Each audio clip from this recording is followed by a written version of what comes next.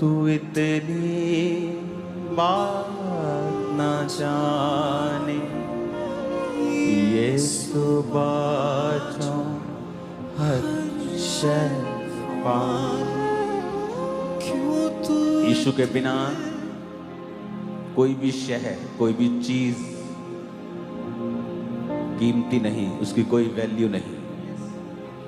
वो जीरो है, वो कूड़ा है। वो तुम्हारी मिनिस्ट्री भी क्यों ना हो, अगर वचन तोड़ के पैदा कर रहे हो तो कूड़ा है, वो मिनिस्ट्री नहीं है।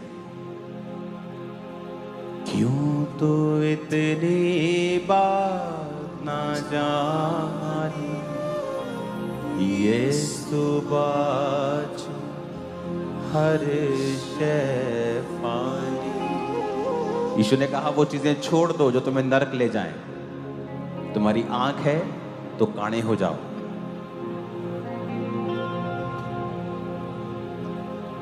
लेकिन वचन को मत छोड़ना।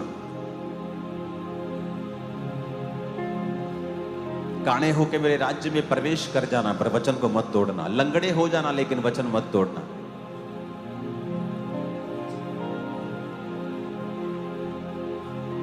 जब सेवकाइयां वचन से भी ऊपर होती हैं तो इंसान फिर ठोकर खाते हैं।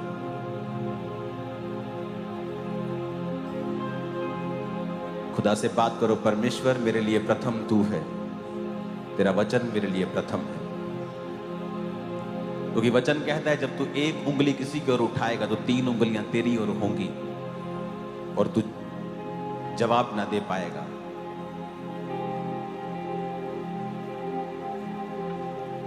अपने हाथों को उठाओ। Thank you Jesus. खुदा अपना जैसा मन सब विश्वास करने वालों को दे। प्रभु यीशु मसीह के नाम में आमीन। ऊंचा आशीष हमारी। अपने हाथों को उठाओ, कहो मेरा सोर्स, मेरा सोता, हर आशीष को, हर चीज को लेने का माध्यम जीसस है।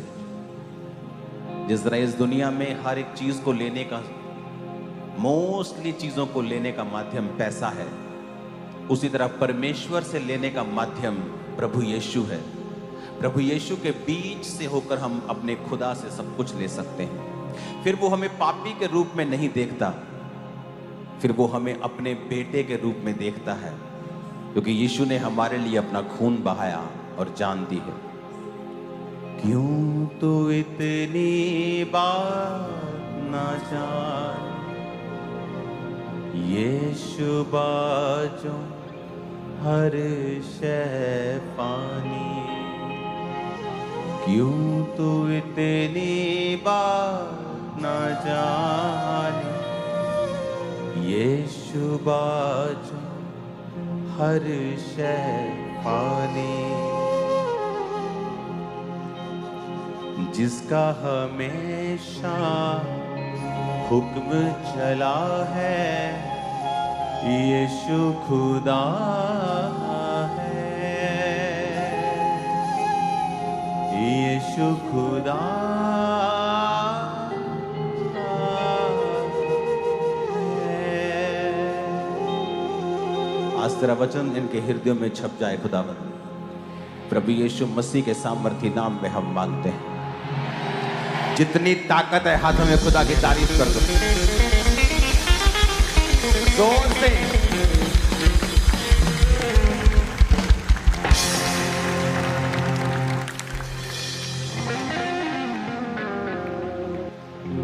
अपने हाथों को उठाओ। जो वचन, जो गवाहियां मैं सुनूंगा, बोलो मैं फलों को लेके आऊंगा और ये मेरे जीवन को बदल देंगी।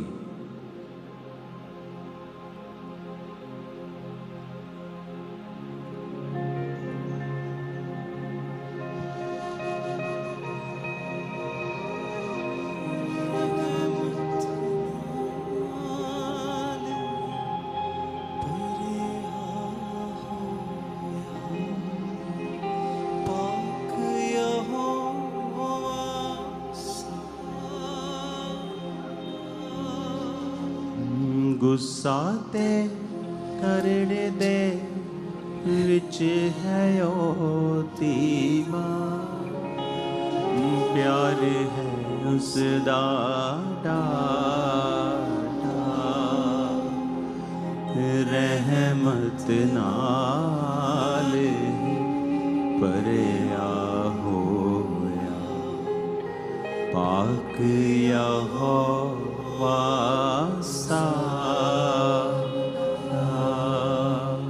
अपने हाथों को उठाओ। जिन्नियां गवाहियां मैं सुना, बोलो जितनी गवाही मैं सुनूं मैं 100 गुना फलों को लेके आऊं।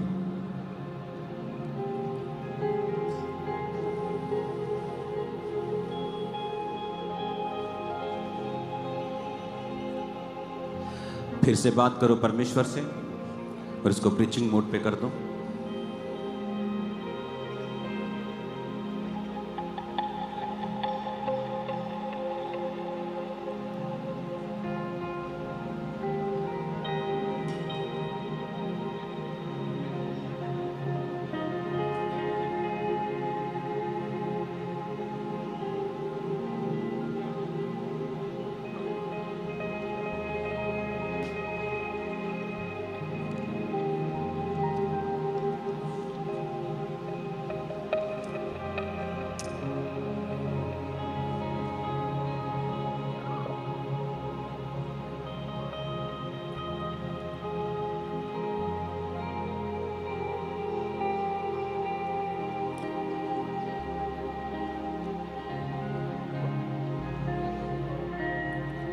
प्रभु यीशु मसीह के सामर्थी नाम में हम मांगते हैं। जोर से खुदा की तारीफ करो जितनी ताकत है हाथों में। एक टेस्टिमनी को हम सुनेंगे। लखवीर सिंह, स्वागत है आपका परमेश्वर की प्रेजेंस में। खुल के टेस्टिमनी खुद अपनी देना। ठीक हालेलुया। पापा जी ਨੂੰ ਜੈਮਸੀ ਦੀ, ਮੰਮਾ ਨੂੰ ਜੈਮਸੀ ਦੀ, ਸਾਰਿਆਂ ਕਲੀਸਿਆਂ ਨੂੰ ਜੈਮਸੀ ਦੀ। मेरा नाम हेमा रानी है और मेरा जिला हुशियारपुर और पिंड कबीरपुर शेखा हरियाणा।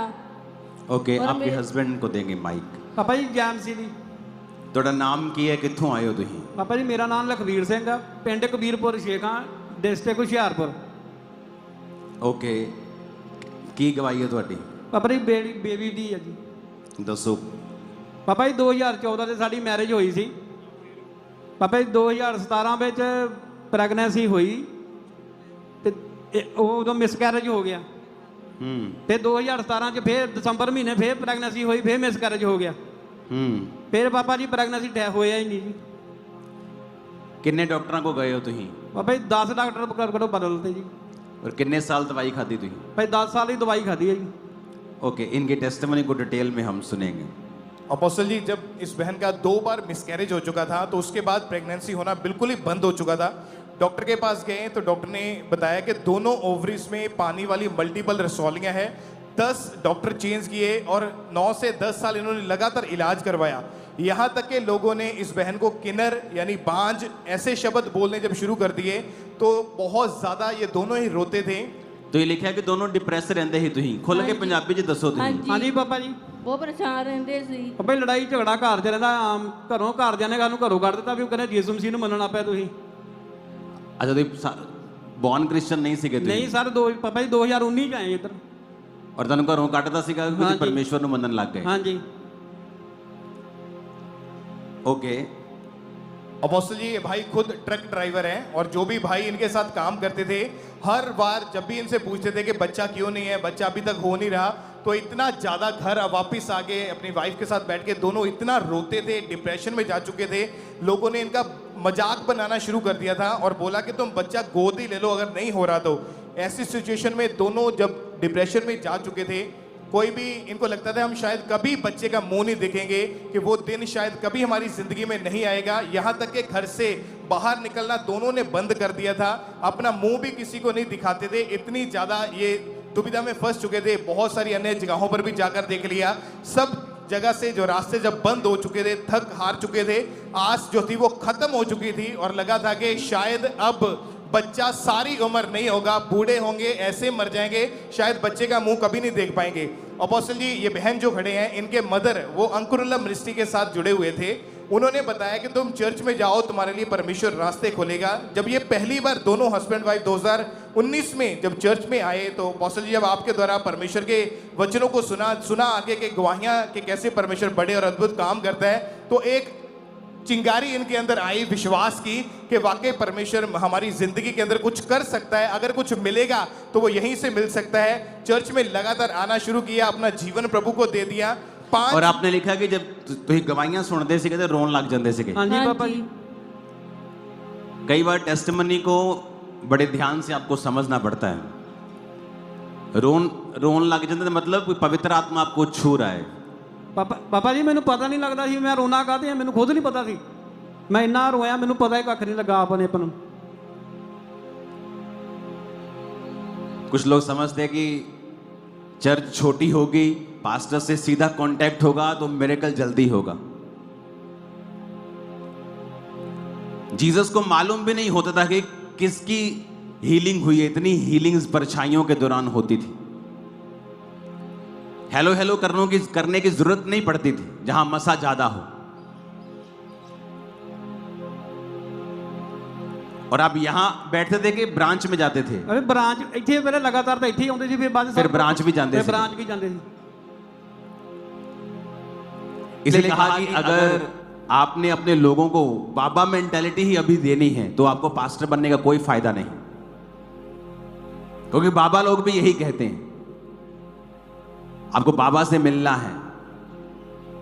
अगर आपको क्रिश्चियनिटी में भी यही ट्रेंड फॉलो करना है तो फिर आप क्यों आए हो? क्योंकि क्रिश्चियनिटी में आपको मिलना मुझसे जरूरी नहीं, मुझे सुनना बहुत जरूरी है आपको। अगर आप मुझे सुन सकते हैं तो आप वो सब कुछ ले सकते हैं जो मैं आपको कह रहा हूं। अब मैं तो नहीं जानता हूं ये परिवार यहां बैठे है, पीछे बैठा, लाखों लोगों में कहां बैठे है, लेकिन जब वचन हो रहा है, जब गवाहियां हो रही हैं, जब वर्शिप हो रही है तो मैं रोने लगता था। मुझे ये नहीं मालूम मैं क्यों रो रहा हूं, लेकिन मुझे रोना आता था। वो क्या था? पवित्र आत्मा आपको छू रहा है। उसको मालूम है कि आप किस नुक्कड़ में बैठे हैं, आप कहां बैठे हैं, आप किस ब्रांच में बैठे हैं।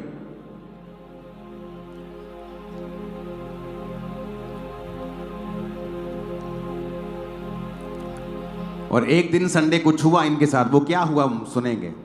और अपोस्टल जी 5 मई 2024 की बात है जब आपने प्रेयर करी, उस प्रेयर को भी हम देख सकते हैं स्क्रीन के ऊपर। इस खुदावंद की प्रेजेंस के नीचे उस ऑयल से अपने आप को मसा करो। आप जैसे ही अपनी बॉडी को मसा करेंगे, लाइफ को मसा करेंगे, ये अनॉइंटिंग आप पे आएगी और डिलीवर करेगी पूरी रीति के साथ। जो बहने बेबी ने ऑयल लगा, यीशु मसीह के सामर्थ्य नाम में आमीन। ऊंचाई बरकत तुम्हारी। और अपोस्टल जी ये बहन उस समय परमेश्वर की हुजूरी में जब मौजूद थे, आपने उस समय ऑयल लगाया अपने पेट के ऊपर, पेट पर ओल और आप लगाया यहाँ बैठी थी कि होशियारपुर ब्रांच में थी? ब्रांच में। ब्रांच में बैठी थी। हाँ जी। ओके, जब आपने पेट लगाया तो ऑयल लगाया तो क्या हुआ उस महीने फिर आपको? उसी महीने हमने चेक किया तो हम प्रेग्नेंट थे। कितने साल बाद? 10.5 साल बाद। 10.5 साल बाद हाँ जी। रसौलियां गायब हुई, हाँ जी पापा जी। चेक हुआ, क्योंकि बेबी के दौरान स्कैनिंग्स होती हैं। हाँ जी। बेबी बॉय हुआ। हाँ जी। दिखाओ शक्ल उसकी। क्योंकि जिंदा खुदा है तू मेरा, जिंदा खुदा है तू मेरा, क्योंकि जिंदा खुदा है तू मेरा, जिंदा खुदा है तू मेरा, क्योंकि जिंदा खुदा है तू मेरा, जिंदा खुदा है तू मेरा। हालेलुया। जब इसलिए तो कहते हैं कि जो ग्रेस परमेश्वर ने आपको दी है, बाइबल कहती है पौलुस के ऊपर ऐसी ग्रेस थी कि रुमाल और अगोछे पौलुस की देह से छुआ कर जाकर बीमारों पर लगाते थे, वो चंगे होते थे। अब किसी के पास अगर ये ग्रेस नहीं है वो यूज नहीं कर सकता, लेकिन ये नहीं कि ये बिब्लिकल नहीं है। आपके पास वो ग्रेस नहीं है, आपके पास वो लेवल नहीं है। जब परमेश्वर ने लाखों को छूना हो और परमेश्वर को मालूम हो कि मुझे लाखों को छूना है, तो परमेश्वर माध्यम बनाता है। ये साउंड भी आज माध्यम है परमेश्वर की आवाज आप तक जाने का। ऑयल एक माध्यम हो सकता है। परमेश्वर छड़ी को इस्तेमाल कर सकता है, वो गधे की जबड़े की हड्डी को इस्तेमाल कर सकता है। और इसलिए हम लोग खुद ही परमेश्वर को लिमिटेड कर देते हैं कि नहीं, परमेश्वर इस तरह से काम नहीं करेगा इस चर्च में, वो इस तरह से काम नहीं करेगा, वो सिर्फ इस तरह से करेगा। इसलिए हम छोटे लेवल पे रह जाते हैं, हमारा दिमाग भी छोटा रह जाता है। बाइबल कहती है परमेश्वर के दास पौलुस की देह से छुआकर रुमालों को, अगोछों को बीमारों की देह पर लगाते थे तो वो भी चंगे हो जाते थे। हालेलुया। तो ये ग्रेस है, ये बाकियों के ऊपर नहीं थी लेकिन पौलुस के ऊपर थी। तो बाकी ये नहीं कह सकते कि ये परमेश्वर की ओर से नहीं है। हालेलुया।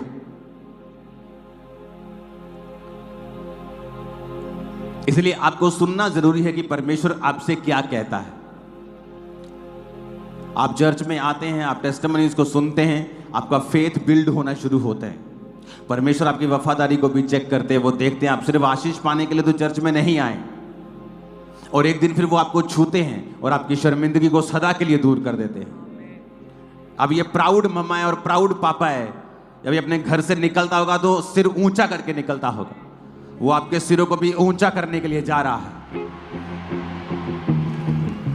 मैंने कहा वो आपके सिरों को इतना ऊंचा करने के लिए जा रहा है कि लोग शायद आपको घमंडी कहें, लेकिन वो आपका सिर खुदा ने ऊंचा किया और ऐसे ही ऊंचा रहेगा लोगों के सामने, क्योंकि खुदा ने आपको ऊंचा किया है। लोगों को नहीं किया होगा, आपको किया है। आमीन। बाइबल कहती है नाश होने से पहले घमंड आता है। अगर इस चर्च में थोड़ा सा भी प्राउड होता शैतानी तो ये कब की नाश हो चुकी होती। लेकिन इस साल, इस एक दो महीने में 5 बड़ी ब्रांचेस चर्च ओपन करने जा रही है। एक ब्रांच का पोस्टर दिखा दो जरा, अगर तैयार है तो। शायद उनके पास, अगर नहीं पहुंचा तो पहुंचा दो टीम के पास। मैंने नहीं पहुंचाया, आप पहुंचा दो।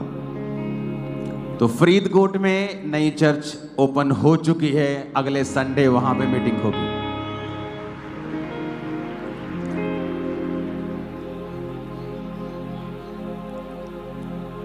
हालेलुया। इस वीरवार कहां आना है? कहते चर्च ना आज ही हो वीरवार। कहां आना है? बटाला में। इसको फुल एड्रेस दिखाना बटाला का। बटाला विलेज सुनैया। शाम को होगी मीटिंग, और इस क्रूसेड के बाद जो अगली मीटिंग होगी थर्सडे की यहां पर, वो भी शाम की होगी। तो अब शाम की मीटिंग ओपन हो चुकी है।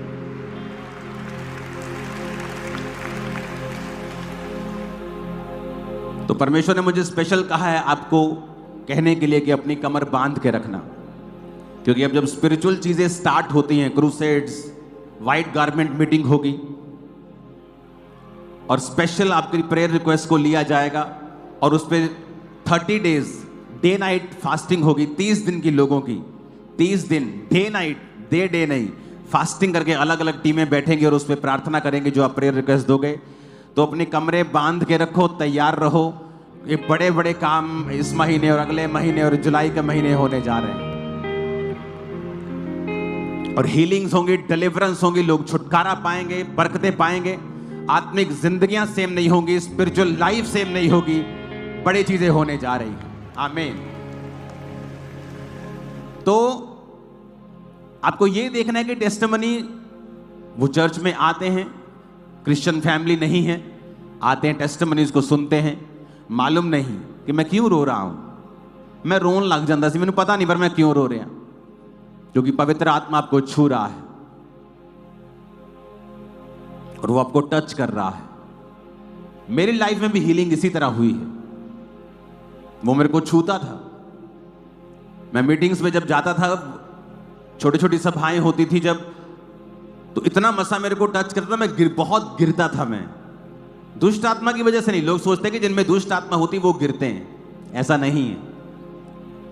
आप क्रिश्चियनिटी को एक ही लीक पर अगर लेके जाएंगे ना, तो आप मिस कर देंगे होली स्पिरिट को। बहुत सी चर्चेज होली स्पिरिट को मिस कर देती, अपने आप को लिमिटेड कर देती, पवित्र आत्मा को बक्से में बंद कर देती कि तू ऐसे ही काम करेगा यहां, जबकि पवित्र आत्मा बहुत रीति के साथ काम करता है। इसलिए तो नमान कोड़ी समझ नहीं पाया था, कहता ले मैं तो सुनिया सी हाथ रख के प्रार्थना कर दे, मैं आया थे ये बाहर तक नहीं निकलिया परमेश्वर का नबी, और परमेश्वर के नबी ने अंदर से कह दिया जा और यरदन नदी में 7 डुबकियां मार तो तेरा कोढ़ ठीक हो जाएगा। तो कहता कि मेरे देश की नदियां तेरे यरदन नदी से कहीं अधिक साफ और सुंदर और बड़ी अच्छे पानी वाली हैं, पीने वाले पानी, तेरी तो नदी तो कीचड़ वाली है। तो वापिस जा रहा है गुस्से से, और उसका नौकर कहता है कि क्या मुश्किल बात बोल दी उसने, यही तो कहा डुबकियां मार, कितनी मुश्किल है, तू इतना सोना चांदी लेके आया है, तू क्या क्या तूने नहीं किया, क्या क्या इंतजाम नहीं किए, क्या क्या उपाय नहीं किए, तो ये डुबकी मारनी है, सामने नदी बह रही, मार डुबकी। और लिखा जब 7वीं डुबकी मारी तो कोढ़ ठीक हो चुका था। तो कई बार हम अपने तरीके से पवित्र आत्मा को चलाने की कोशिश करते हैं कि मुझे ये नहीं करना, मुझे ये नहीं करना, मुझे तेल नहीं लगाना, मुझे ये नहीं करना। पवित्र आत्मा जानता है किस रीति से काम करना है, उसे सिखाओ मत, उससे सीखो।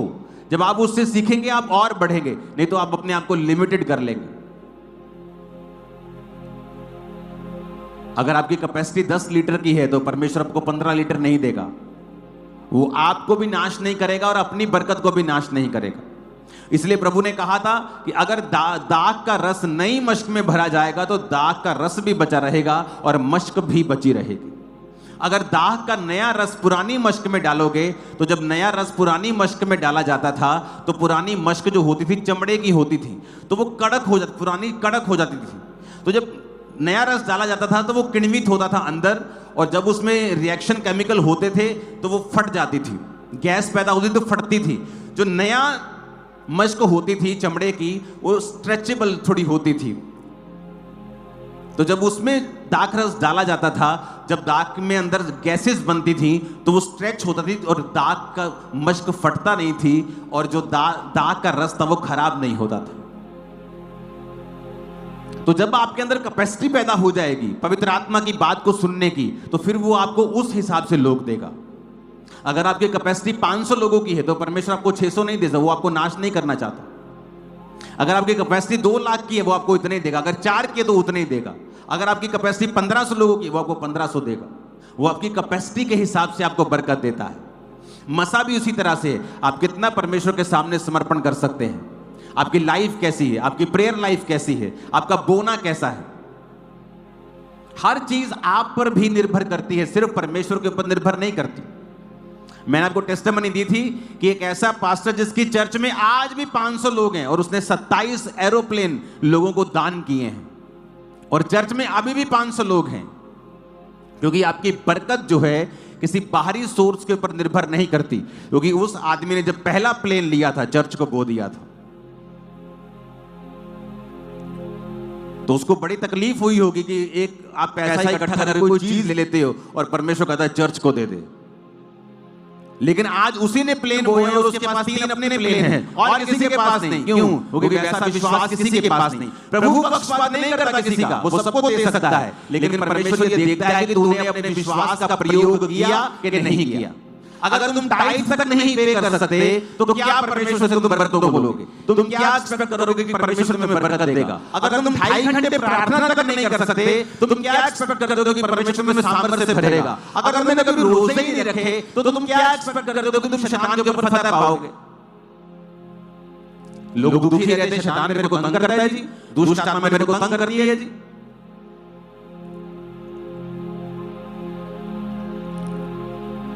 आज ये बेबी के साथ खड़े हैं, तारीफ कर दो जितनी हाथ में ताकत है खुदा पर। दिखा दो बेबी एक बार इनको, बाय बाय कर दो। हालेलुया, तारीफ करो जितनी ताकत है। जिंदा खुदा है तू मेरा, जिंदा खुदा है तू मेरा, जिंदा खुदा है तू मेरा। आमीन आमीन, तारीफ करो जोर से।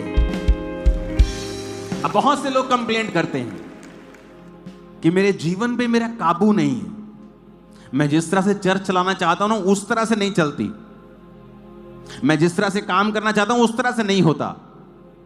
मैं जिस तरह से अपने जीवन में चलना चाहती हूं, उस तरह से नहीं हो पाता। मेरा हस्बैंड मेरी बात को नहीं सुनता, मेरे बच्चे मेरे अधीन नहीं है। तो रोजे रखो। आप बोलोगे रोजे रखने से हो जाएगा? हाँ, हो जाएगा। मैं आपको बताता हूं। रोजे रखने से, फास्टिंग करने से, उपवास करने से आपकी जो स्पिरिट है, उसका जो कनेक्शन है परमेश्वर की आत्मा के साथ, वो बारीकी से सेट हो जाता है। आपको ज्यादा पवित्र आत्मा की बातें क्लियरली सुनाई देने शुरू हो जाती हैं। और यह आपके लेवल के हिसाब से होगा। अगर आप नर्सरी में हैं तो आपका टीचर आपको नर्सरी के हिसाब से गाइड करेगा। अगर आप पीएचडी कर रहे हैं तो वो उस हिसाब से आपको पढ़ाएगा। तो कनेक्शन होना टीचर के साथ जरूरी है, और रोजा उपवास करना आपके कनेक्शन को परमेश्वर के साथ बना देता है। दूसरा, आपके जीवन का सबसे बड़ा विरोधी आपका अपना शरीर है, शैतान नहीं। सबसे बड़ी प्रॉब्लम आपका अपना शरीर है, अभिलाषाएं, विरोध, क्रोध, जेलसी, अपराध, व्यभिचार, ये शरीर के काम हैं। और परमेश्वर ने क्या कहा? अगर तू रोजे रखेगा, मैं तेरे को इनके ऊपर क्या दूंगा? फतह दूंगा। आप रोजे रखेंगे, जो व्यभिचार आपको तंग कर रहा था वो आपको तंग करना बंद कर देगा। आपके शरीर की अभिलाषाएं मरनी शुरू हो जाएंगी। जो शैतान तंग करता था वो डाउन होना शुरू हो जाएगा। आप अपने शरीर को नहीं, आप अपनी आत्मा को खुराक देना स्टार्ट कर देंगे। और उस वजह से क्या होगा? आप शरीर पर फतह पाई, और जैसे ही आपने शरीर के ऊपर फतह पाई, आप पाप के ऊपर फतह पाई। जैसे ही पाप के ऊपर फतह पाई, आप शैतान के ऊपर फतह पा लेंगे।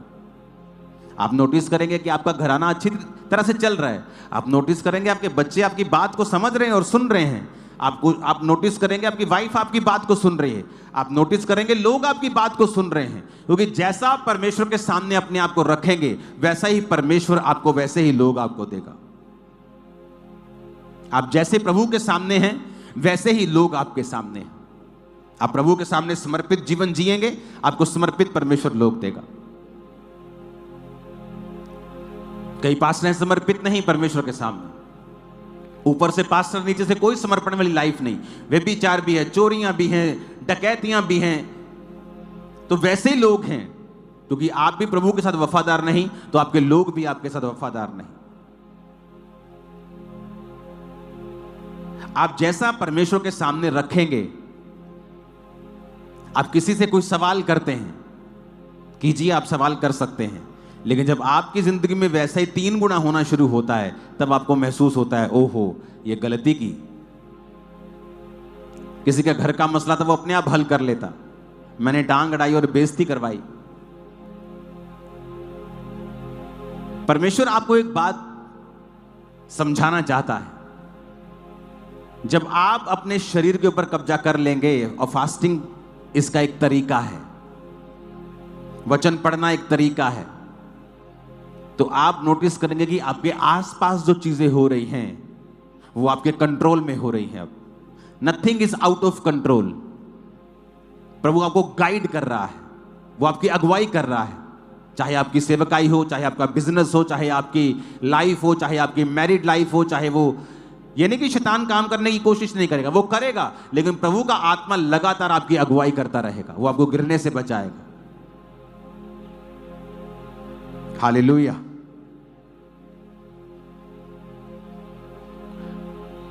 लूका 19 उसकी 1 से 10 आयत को हम पढ़ेंगे। वह यरीहो में प्रवेश करके जा रहा था, और वहां जक्कई नामक एक मनुष्य था जो चुंगी लेने वालों का सरदार था और धनी था। जब यीशु को वो देखना चाहता था कि वह कौन सा है, परंतु भीड़ के कारण देख ना सकता था क्योंकि वो नाटा था। तब उसने उसको देखने के लिए आगे दौड़कर एक गूलर के पेड़ पर चढ़ गया, क्योंकि यीशु उसी मार्ग से जाने वाले थे। यीशु उस जगह पहुंचे तो ऊपर दृष्टि करके उससे कहा, हे जक्कई, झट उतरा, आज मुझे तेरे घर में रहना अवश्य है। वह तुरंत उतरकर आनंद से उसे अपने घर ले गया। ये देखकर कि सब लोग कुड़कुड़ा कर कहने लगे, ये तो एक पापी मनुष्य के यहां जा उतरा है।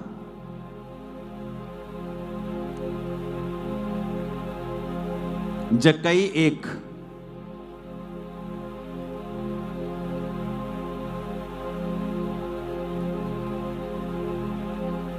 चुंगी लेने वालों का सरदार आदमी था। एक ऐसी पोस्ट जिससे यहूदी लोग नफरत करते थे।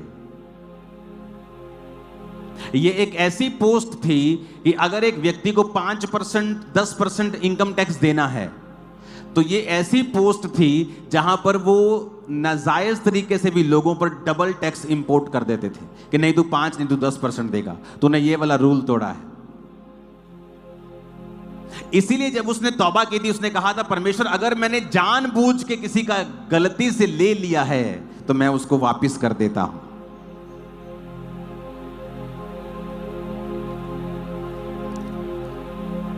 कहता मैं अपनी आधी संपत्ति कंगालों को देता हूं, यदि कुछ का अन्याय करके ले लिया है तो चौगुना फेर देता हूं। यानी वो अन्याय करके टैक्स लेता था। किसी बंदे से जेलसी है और ये तो 10% देगा, क्या हुआ तूने ये रूल तोड़ा है। कौन सा रूल? देख देख तूने ये कागजों में रूल तोड़ा है। तो वो तो आराम से साबित हो जाते हैं कि तूने कागजों में तू डबल टैक्स देगा। वो अब्यूज करता था अपनी पोजीशन को और यहूदी लोग उससे नफरत करते थे कि ये आदमी गलत है क्योंकि उसने अन्याय करके टैक्स लिया था। ऐसा नहीं था कि अगर अच्छी पोजीशन पे है तो अन्याय नहीं करता था, अन्याय करके वो टैक्स लेता था। बाकी सरकार को दिया, आधा खुद रखा। एक ऐसा आदमी जिससे लोग नफरत करते थे। लेकिन जीसस को जब उसने देखना चाहा तो जीसस ने नाम लेके कहा हे जक्कई नीचे आजा, आज मुझे तेरे घर में जाना बहुत जरूरी है। जीसस ने रेपुटेशन की परवाह नहीं की, लोगों की परवाह नहीं की कि ये लोग मुझे क्या कहेंगे, कि प्रभु तू एक ऐसे आदमी को अपने के घर में जा रहा है जिसने हमसे एक्स्ट्रा टैक्स लिया है, जो हमारी कौम का दुश्मन है, जिसने हमारी कौम का नुकसान किया। अगर आप जीसस की लाइफ को देखेंगे, जीसस कभी प्रेशर में नहीं आए।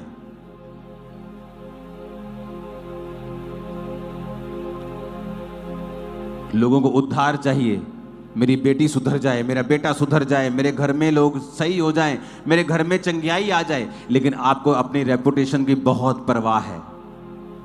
ओ इस समय इंटरनेट पे क्या चल रहा है, ओ इस समय अखबारों में आ रहा है चर्चिस के बारे में, अभी चर्च रहने देते हैं जाने के लिए। आपको अपनी रेपुटेशन की परवाह है, इसलिए आपके घरों में उद्धार नहीं आता, आपके जीवनों में उद्धार नहीं आता। आपने अपने उद्धार को अपनी रेपुटेशन के चक्कर में रोक लिया। जीसस ने रेपुटेशन की परवाह नहीं की। जब उसने देखा कि जक्कई नाटा था और उस पेड़ पे चढ़ गया, और उधर जक्कई ने भी परवाह नहीं की। एक चुंगी लेने वालों का सरदार, एक इनकम टैक्स का ऑफिसर पेड़ पे चढ़ गया, अपनी इज्जत की परवाह नहीं की।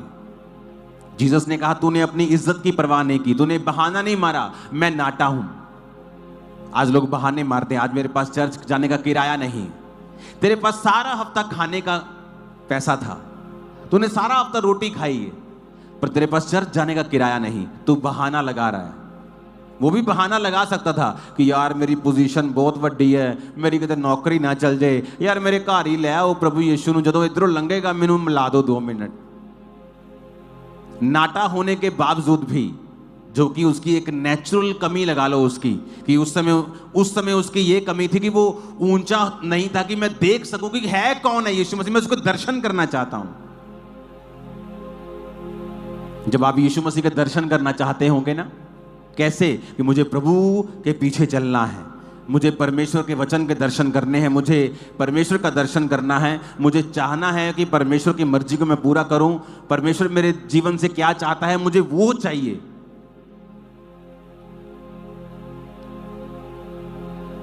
जब परमेश्वर कहता है आज जक्कई, कहता मैं अपनी भेड़ों को नाम लेके बुलाता हूं।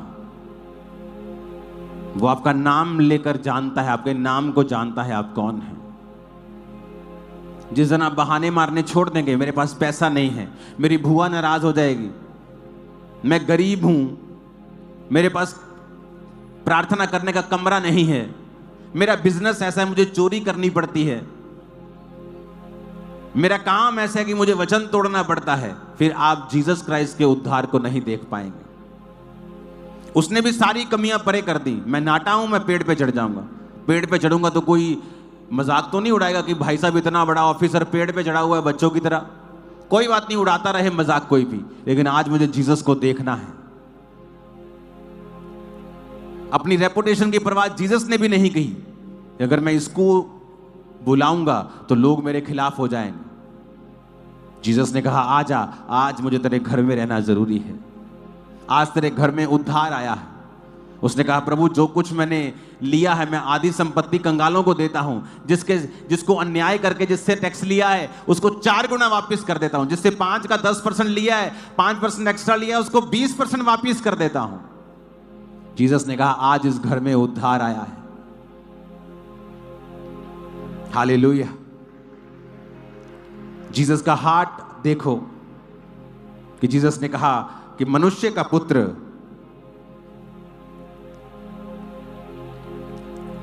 खोए हुओं को ढूंढने और उनका उद्धार करने के लिए आया है। अगर आपको प्रभु से उद्धार चाहिए तो किसी चीज की परवाह ना करें। जीसस ने परवाह नहीं की। लोग बोलने लगते थे कि ये पापी के यहां जा उतरा। जीसस ने कहा मैं खोए हुओं का उद्धार करने के लिए आया। वो पापी नहीं जो जानबूझ के पाप करते रहते हैं, वो जो सचमुच फंसा हुआ है। इतनी हाई पोजीशन पे होने के बावजूद भी, इतना पैसा होने के बावजूद भी, इतना धनी होने के बावजूद भी कुछ तो मिसिंग था जक्कई की लाइफ में। इसको डिस्ट्रैक्ट मत करो मेरे को, ओके? ऐसे रहने देना एक फ्रेम में ही। आज लोगों की लाइफ में वैक्यूम है। पैसा है लेकिन फिर भी दिल खाली है, फिर भी बेचैनी है। शराब पी के दूर करने का यत्न करते हैं, नहीं होती। ओ मेरे पास अगर 10 मिलियन फॉलोअर हो, 10 मिलियन फॉलोअर क्या 15 भी हो जाते हैं, फिर भी वो पीस उनके हार्ट में नहीं आता। मैं अगर एमएलए बन जाऊं, वो एमएलए बन के भी पीस अब नहीं है। अब क्या? मैं अमीर हो जाऊं, अब अमीर भी हो गए, अब भी वो नहीं है। तो कुछ मिसिंग था जक्कई की लाइफ में जो वो ढूंढने की कोशिश कर रहा था। उसने टेस्टिमनीज को सुना था, वो जानता था कि जीसस कौन है, मैं इसे देखना चाहता हूं जिसके बारे में मैं इतनी गवाहियों को सुनता हूं। और वचन में लिखा है कि जब यीशु मसीह ने उसको देखा, कहा जक्कई आज नीचे उतरा, आज मुझे तेरे घर में रहना जरूरी है, क्योंकि तूने अपनी इज्जत की परवाह नहीं की तो मैं भी अपनी रेपुटेशन की परवाह नहीं करूंगा। अगर आप जीसस के लिए परवाह नहीं करेंगे लोगों की, तो जीसस भी परवाह नहीं करेंगे उन्हीं लोगों के बीच में, आपको वो ऊंचा भी करेंगे।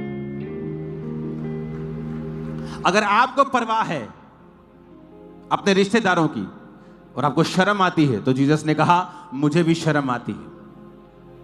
अपने स्वर्गदूतों के पिता के स्वर्गदूतों के सामने मानने से कि ये मेरा बेटा है, मैं भी लजाऊंगा। यीशु ने कहा मुझे भी शर्म आएगी, मैं भी लजाऊंगा, मुझे भी झिझक आएगी कि ये मेरा बेटा है। कहता जो कोई मुझे दुनिया के सामने मान लेगा, मैं भी पिता के दूतों के सामने मान लूंगा कि मैं गर्व से कहता हूं कि ये मेरा बेटा है, मेरी बेटी है। जक्कई ने अगर परवाह नहीं की अपनी पोजीशन की, अपने रुतबे की, अपने पैसे की, और पेड़ पे चढ़ के उसने जीसस को देखा। जीसस से कभी मिला नहीं था, जीसस को कभी जानता नहीं था कौन है वो, लेकिन जीसस ने जब देखा तो ये नहीं कहा हे मनुष्य तू कौन है जो पेड़ पे चढ़ के मुझे देख रहा है। जीसस ने कहा हे जक्कई नीचे आजा, आज मैं तेरे घर में जाऊंगा, तेरे घर में उद्धार आया है आज। आप जब जीसस क्राइस्ट के पीछे चलते हैं बिना परवाह किए कि लोग क्या कहेंगे, या आपकी कमियां कमजोरियां कि मेरे पास पैसा नहीं है, मेरे पास ये नहीं, मेरे पास वो नहीं, आप उनको त्याग कर आप परमेश्वर के पीछे जाएंगे। मैं ऐसे लोगों को जानता हूं जिनके पास चर्च आने का किराया नहीं होता था, किराया मांग कर चर्च आते थे। उसके बाद पूरा हफ्ता जब कमाई होती थी तो वो किराया वापस करते थे। मेरी वाइफ की फैमिली भी जब चर्च में आना शुरू किया तो किराया मांग कर आते थे भाई से कि ये किराने वाले किराया देना, इस हफ्ते कमा कर तुझे दे देंगे, चर्च मिस नहीं करना है। आपकी शुरुआत ऐसे होती है मसीह में, और फिर आप कहां पहुंच जाते हैं ये तो परमेश्वर ही जानते हैं। और वो कहां आपको लेके जा सकता है परमेश्वर ही जानता है। आपको परमेश्वर को अपना विश्वास दिखाना होता है, अपना फेथ दिखाना होता है कि आप अपनी कमियों के, अपने नाटेपन के बावजूद भी आप अपना फेथ, अपना विश्वास परमेश्वर को दिखा रहे हैं। आपका विरोध हो रहा है, अपने हाथों को उठाकर कहो, मैं खुदा को ढूंढूंगा और उसे पाऊंगा, ऊंची आवाज में।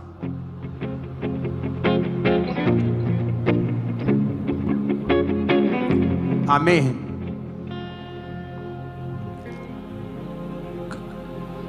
एक पिक्चर मैं आपको दिखाऊंगा अपनी फैमिली की। वो पिक्चर थी राशन कार्ड वाली। जब राशन कार्ड बनते थे आज से काफी साल पहले, कि वो राशन कार्ड जरूरी होता था कई जगहों के ऊपर लगना डॉक्यूमेंट के रूप में। वैसे फाइनेंशियली कोई प्रॉब्लम नहीं थी, लेकिन वो राशन कार्ड बनाने के लिए जब पिक्चर लेने के लिए आए तो वो इंटरनेट पे पिक्चर है मेरी, और मैं अपनी वाइफ को दिखा रहा था, ये पता पिक्चर कब है, जब राशन कार्ड बनाने वाले आए थे और मुझे आवाज़ लगाई गई थी, आ जाए तेरी पिक्चर खींचनी है। तो उसमें मैं इसको दिखा रहा था कि मेरे फादर उस पिक्चर में हैं और उनका फेस एक्सप्रेशन अगर आप देखेंगे तो गुस्से में है। मैंने इसको बताया कि ये सेम फेस एक्सप्रेशन ही टोटल टाइम मेरे साथ रहता था कि जब मैं मसीह में आया, ऐसे ही था 24 घंटे। लेकिन मैं परमेश्वर में बढ़ता गया, जाता गया।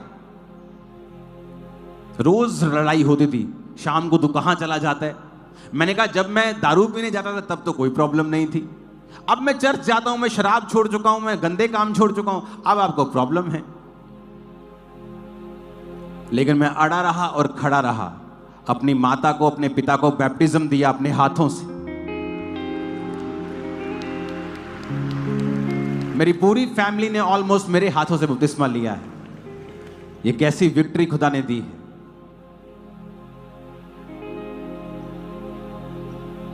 क्योंकि आप अगर परवाह नहीं करेंगे, हर रोज कलेश सहना आसान नहीं है, बिना किसी कमी के, कि आप सुबह 5 बजे तक काम कर रहे हैं, शाम के 5 बजे तक काम कर रहे हैं, आपकी फैमिली और चाहती है आप काम करें क्योंकि काम ज्यादा है, बिजनेस बहुत बड़ा था, लेकिन मुझे शाम को चर्च में जाना है 5 बजे के बाद। तो इस वजह से हमेशा एक इनडायरेक्ट फाइट, हमेशा कलेश रहता था। लेकिन आज वही फैमिली सेवा में है, खुदा के काम कर रही, क्योंकि मैंने खुदा की परवाह की, वचन की परवाह की। आपको डर है आपका पति नाराज ना हो जाए अगर आप मसीह में आए, आप उस पति को सदा के लिए गवा देंगे। आपको फिक्र है कि फलाना बंदा मसीह में मैं आ जाऊंगा तो ये दिक्कत ना हो जाए मेरी लाइफ में।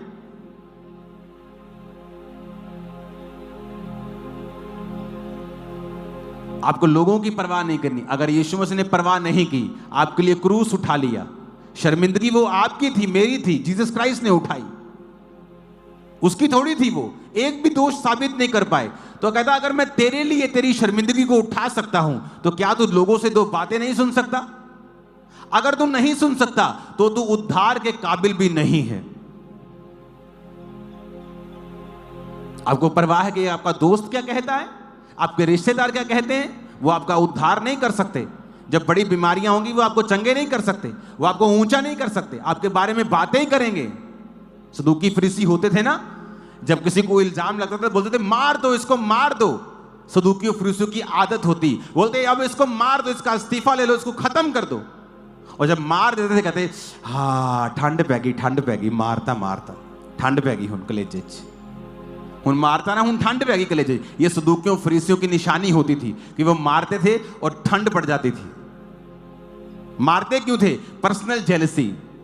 वचन की परवाह नहीं होती थी। अगर वचन की परवाह होती तो फिर वो व्यभिचारी क्यों होते? अगर वचन की परवाह होती तो फिर वो ऐसे पापी क्यों होते? वचन की परवाह नहीं थी, वचन को मिस यूज करना था उन्होंने, वचन को हथियार बनाकर लोगों को नाश करना था।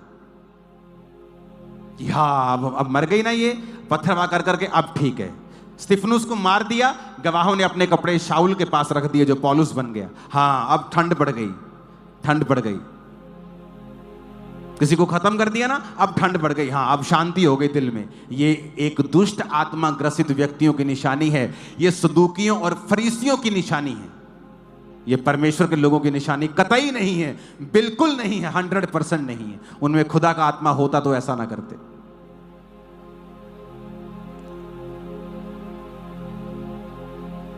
और आपको भी परवाह नहीं करनी।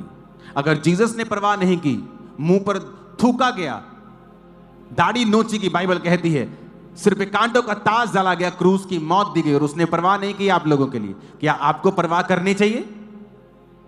एक व्यक्ति जो आपसे इतना प्रेम करे, आपकी हेल्प करे, आपको प्रेम करे, आपको गाइड करे, और आप मुंह उठाएं और बकवास कर दें, या आप उससे प्रेम ना करें वापसी में, तो क्या वो व्यक्ति फिर आपको कभी मुंह लगाएगा? जीसस ने कहा जो कोई विश्वास न करेगा वो दोषी ठहराया जाएगा, क्योंकि उसने मनुष्य के पुत्र के ऊपर विश्वास नहीं किया। जिसने तुम्हारे लिए जान दी, तुम्हारे लिए कोड़े खाए, तुम्हारे लिए सब कुछ किया, तुमने उसके ऊपर विश्वास नहीं किया। इसलिए परमेश्वर ने कहा जो विश्वास करेगा और बपतिस्मा लेगा उसका उद्धार होगा। आप विश्वास करते हैं, बपतिस्मा ले तो आपका उद्धार होगा। आमीन। तो आपको एक वचन समझना है कि मुझे अपनी लाइफ में प्रथम स्थान परमेश्वर के वचन को देना है। अपनी लाइफ का स्टैंडर्ड बनाना है परमेश्वर का वचन। किसी भी तरह से, किसी भी रीति से मुझे वचन को तोड़ना नहीं है, और वचन को अपनी लाइफ में कंप्लीट करना है, रखना है, क्योंकि मेरे परमेश्वर ने सारा कुछ मेरे लिए सहा है। मैं उसके साथ गद्दार नहीं हो सकता, मैं उसके साथ बेवफाई नहीं कर सकता, क्योंकि जो मैं उसकी लाइफ में बोऊंगा मेरी लाइफ में मुझे काटने को मिलेगा। वचन कहता है इसलिए झगड़ा करने में जल्दी ना करना, क्योंकि जब तेरा पड़ोसी तेरा मुंह काला करेगा तो तेरा अपवाद बना रहेगा। वचन एक एक बात हमें समझाता है अपनी लाइफ में हमें किस तरह से चलना है। जब मैं सुबह उठता हूं, प्रार्थना में रहता हूं, आजकल मैं जो ज्यादा प्रार्थना में रहता हूं, मेरी फास्टिंग चल रही है, मुझे कोई मतलब नहीं लोग क्या कहते, दुनिया क्या कहती। मुझे यह मतलब है कि आज मैंने उतना प्रार्थना की कि नहीं की, आज परमेश्वर के साथ मेरा संबंध कैसा रहा। मुझे ना किसी की इज्जत की परवाह है, ना किसी की बेइज्जती हो तो मुझे सुख है, मुझे कोई प्रॉब्लम नहीं, किसी के साथ कोई प्रॉब्लम नहीं। किसी ने अपने बाल खुद पकड़े हो तो पकड़ा रहे, मुझे कोई दिक्कत नहीं किसी से भी।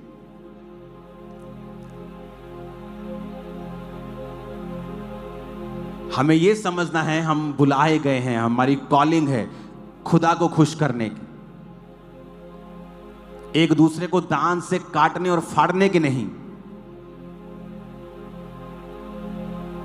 लेकिन जब आप उल्टे सीधे सवाल करते हैं, फिर दुनिया आपसे सवाल करती है।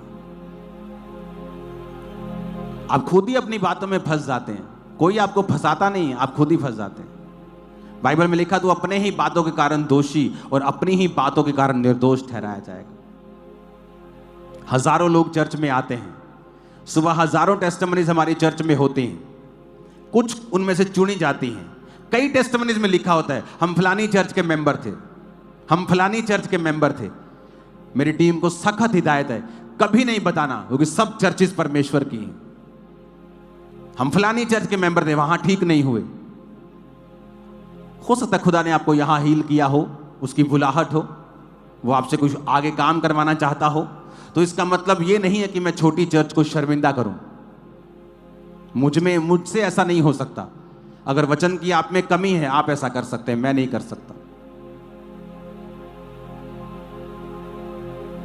आपको परमेश्वर की ओर देखना है। अपनी रेपुटेशन की परवाह है तो तब भी आप उसको खुश नहीं कर सकते। अपनी इज्जत की परवाह है, अपने नाटेपन को अगर आप देखेंगे, मैं तो नाटा हूं, मेरे को तो ये प्रॉब्लम है, मेरी वाइफ ना नाराज हो जाए, मैं चर्च नहीं आ सकता, मेरी बेटी ने नाराज, अगर आप ऐसी बातें करेंगे आप कभी उद्धार को नहीं देख सकते। अपनी कमियों को साइड पर रखना पड़ेगा, फास्टिंग करनी होगी, प्रेयर करनी होगी। फास्टिंग आपके रास्तों को ओपन करती है, आपके अंदर से परमेश्वर की तार को आपके साथ जोड़ती है, कनेक्शन आपका क्लियरली आपको सिग्नल आते हैं। पुराने टाइम में टीवी होते थे ना, थप्पड़ खा के ठीक होंगे जेडे, याद है पुराने बंदे, 30 साल तो पुराने भी हाथ खड़े करो, 40 साल पुराने। हाँ, टीवी के पीछे थप्पड़ पड़ता था, टीवी ठीक हो जाता था।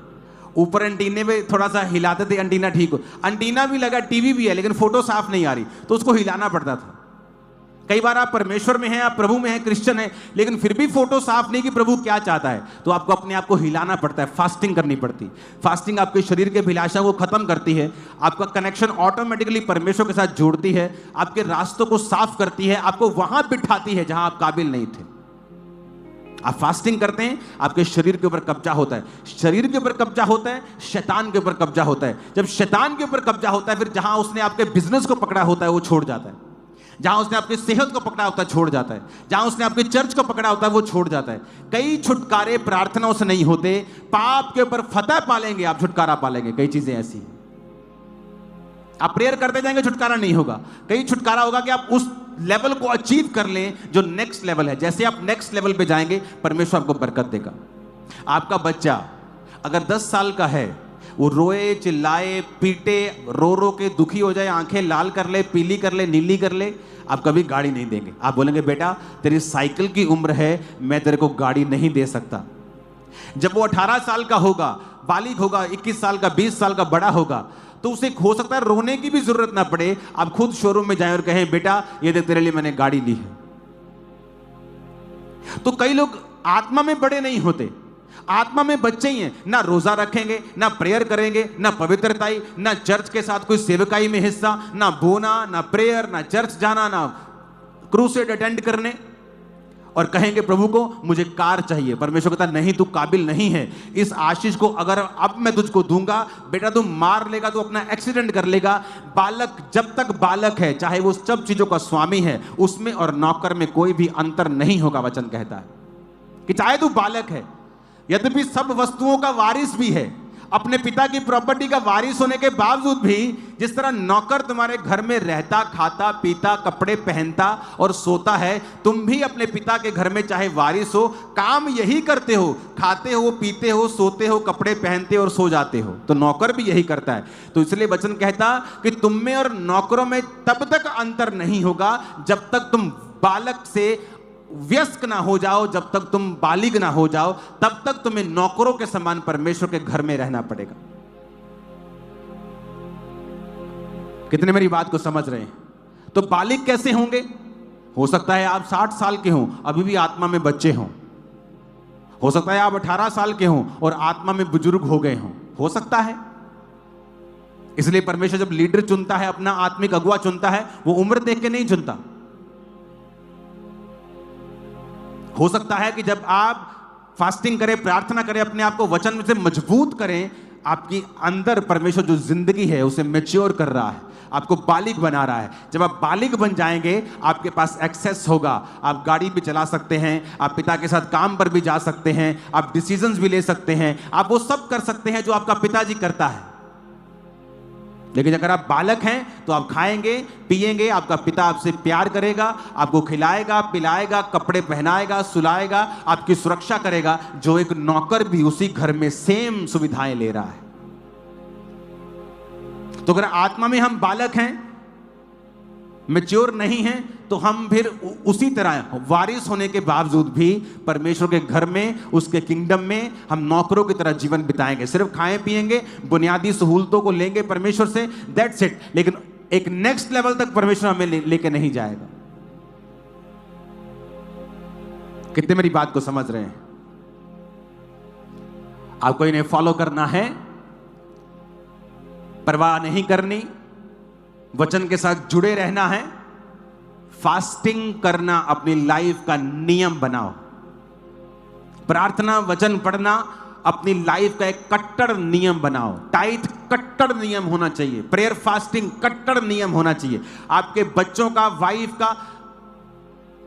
लोग बोलते हैं शुगर है जी, मैं तो फास्ट कर नहीं सकता, मुझे दवाई खानी होती सुबह। तो दवाई जो आप सुबह खा रहे हो, क्या शाम को 5 बजे फास्टिंग खोलने के दौरान नहीं खा सकते? लेकिन हमें बहाना चाहिए, मैं नाटा हूं, मैं गिट्ठा हूं जी, मैं तो देख नहीं सकता परमेश्वर को।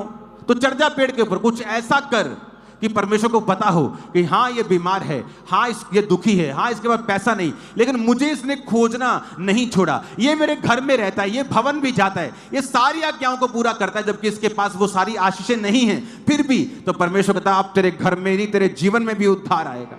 मैं काम करूंगा तेरी लाइफ में। हालेलुया। मैं एक बात बता दूं, यीशु मसीह को पाना, उससे लेना आसान नहीं है। 12 साल की लहू बहने वाली औरत को एफर्ट करना पड़ा, आसान नहीं था। बीच से जाना, बीमार शरीर को साथ लेके, और ये रूल भी था कि अगर अशुद्ध औरत जिसको लहू बहने का रोग है किसी बंदे को छू ले तो पत्थरवा करके मार दी जाए। रिस्क लेके वो गई, बीमार होने के बावजूद गई। आसान नहीं था जीसस क्राइस्ट को छूना। जो अनॉइंटेड संगतियां होती हैं आसान नहीं होता, नॉन अनॉइंटेड आसान होती हैं। जो अनॉइंटेड चीजें होती हैं वो आसान नहीं होती, उसके लिए प्राइस होता है।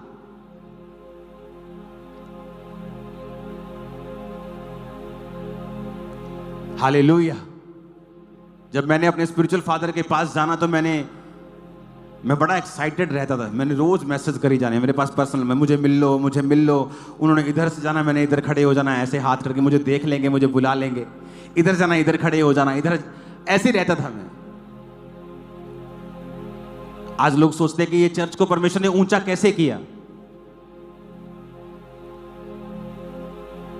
जब मैं अपने स्पिरिचुअल फादर को मिलता था तो उनके पैरों को चूमा करता था हमेशा। मैं नहीं कहता आप मेरे साथ करो या किसी के साथ करो, लेकिन मैं अपनी टेस्टिमनी दे रहा हूं। वो इंसान की पूजा नहीं थी, एक ऑनर था कि आप मेरे पिता हैं, या मेरा ऑनर है आप लोगों के लिए। मेरे साथ तो कुछ चुगली नहीं करता था मेरे पिता की, उन्हें मालूम था ये व्यक्ति कैसा है। मैंने इज्जत दी है, इज्जत काटी है आज, और इतनी काटी है जितनी शायद किसी ने ना काटी हो। मैंने बोया है, मैं कभी खाली हाथ नहीं गया उनके सामने, बड़े बीजों के साथ हमेशा गया। यानी उनको पैसा चाहिए, वो लाखों करोड़ों के मिनिस्ट्री को करते होंगे, खर्चे होंगे उनके, लेकिन मुझे मालूम था कि मैं स्पिरिचुअल डफर नहीं हूं, कि मैं एक टिकट पे खर्चा करके जा रहा हूं। 1.5 लाख की मेरी टिकट है और मेरा बीज हो 10,000 रुपए का, शर्म आनी चाहिए। मुझे मालूम था कि मैं क्या लेके जा रहा हूं। वो इंप्रेस नहीं थे, वो देखते भी नहीं थे। मैंने ये ना, उन्होंने ऐसे ही पकड़ना हो, हाउ आर यू, इधर देखना भी नहीं कि कितने हैं। पर वो मेरा मन था कि जब मैं प्रभु के दास के सामने जाऊंगा तो खाली हाथ नहीं जाऊंगा। इज्जत देना, बोना, प्रार्थना करना, ये मेरी लाइफ का हिस्सा था, और इसलिए मैंने बरकत पाई है परमेश्वर से। मेरे घर में एक भी पास ऐसा नहीं था जो आया हो और मैंने उसके पांव दूध से नहीं धोए हों और फ्लावर्स के साथ साफ ना किया हो। एक भी पास मेरे ऐसा नहीं था जो मेरे घर में आया हो और मैंने दूध से उसके पांव साफ ना किए हों और फ्लावर्स के साथ उन्हें साफ ना किया हो। ये मेरी डेली की रूटीन होती थी। लोगों को मेरी पास्ट लाइफ नहीं मालूम, वो मेरी आज की ग्लोरी देखते हैं कि वाह जी क्या जबरदस्त है जी, ऐश है जी। तो तुम भी कर लो, तुम्हें किसने रोका है? तुम मेहनत कर लेते, तुम गलतियां ना करते, पवित्रता में जी लेते, प्रार्थना कर लेते, तब तो तुम और किसी कामों में व्यस्त थे।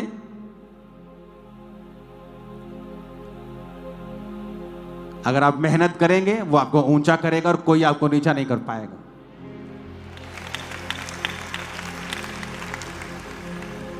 तो मुझे मालूम था कि मैं अगर इतने एफर्ट से जा रहा हूं तो मेरा बीज भी परमेश्वर को प्रसन्न करने वाला।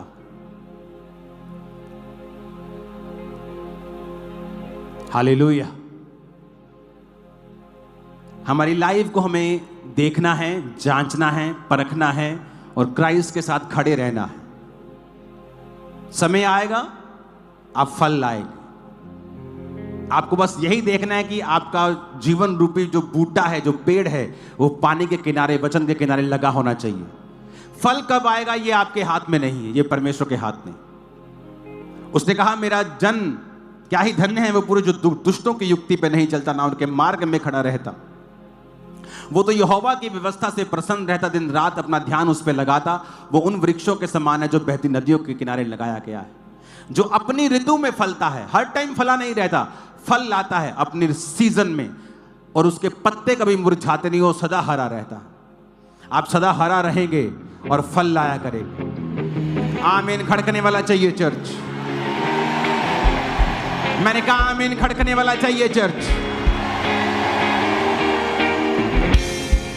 Hallelujah, hallelujah.